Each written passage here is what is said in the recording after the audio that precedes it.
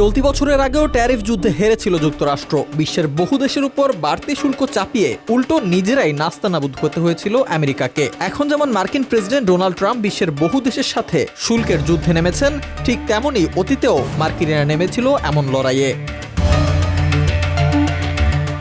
সম্প্রতি বিশ্বের বহু দেশের উপর শুল্ক আরোপের পর তা আগামী 90 দিনের জন্য স্থগিত করেছেন ডোনাল্ড ট্রাম্প। তবে ট্রাম্পের কল্যাণে ট্যারিফ নামের অর্থনীতির এই পরিভাষা এখন সবার জানা। ট্যারিফ মূলত শুল্ক যা একটি দেশ অন্য দেশ থেকে আমদানি করা পণ্যের উপর আরোপ করে। তবে সাম্প্রতিক সময়ে ট্যারিফ বেশি ব্যবহার করা হচ্ছে বাণিজ্য নীতি প্রয়োগের একটি অস্ত্র হিসেবে।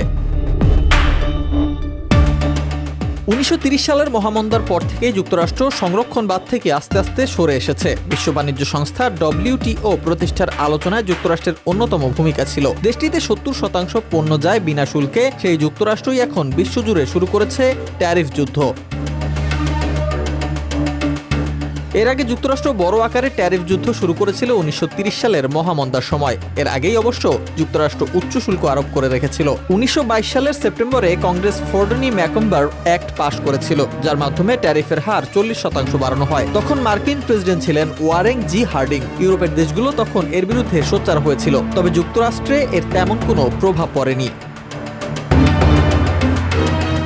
পরিস্থিতি বদলে যায় 1929 সালে শেয়ার ধস নামলে। এই ধস থেকে দেখা দেয় মহামন্দা। সংরক্ষণবাদীরা তখন শক্তিশালী পক্ষ হিসেবে আবির্ভূত হয়। ট্যারিফ বাড়িয়ে মার্কিন পণ্যকে সংরক্ষণ দিতে দ্য স্মুথ-হাউলি ট্যারিফ অ্যাক্ট 44-42 ভোটে পাশ হয়। অন্তত 1000 অর্থনীতিবিদ সে সময় এই আইনে ভেটো দেওয়ার জন্য প্রেসিডেন্টের কাছে আবেদন করেছিলেন, কিন্তু কারো কথাই শোনা হয়নি। 1930 সালের 17 জুন আইনটি কার্যকর হয়। এর মাধ্যমে সব দেশের জন্য ট্যারিফ আরও 20% বাড়ানো হয়। সেবার অবশ্য যুক্তরাষ্ট্রের ট্যারিফ যুদ্ধে পরিণতি ভালো হয়নি, বরং তিক্ত বাণিজ্য যুদ্ধে রূপ নিয়েছিল। দ্য স্মুথ-হাউলি ট্যারিফ অ্যাক্ট পাশ হওয়ার 2 বছরের মধ্যে ইউরোপের বড় বড় অর্থনীতির দেশ সমান সংখ্যক পাল্টা শুল্ক আরোপ করে। পাল্টা ট্যারিফ আরোপের ফলে 1929 থেকে 34 সালের মধ্যে বিশ্ব বাণিজ্য 2/3 কমে যায়। বহু সংখ্যক ব্যাংকের পতন ঘটে। বলা হয় বিশ্ব বাণিজ্যে একা হয়ে পড়ে যুক্তরাষ্ট্র।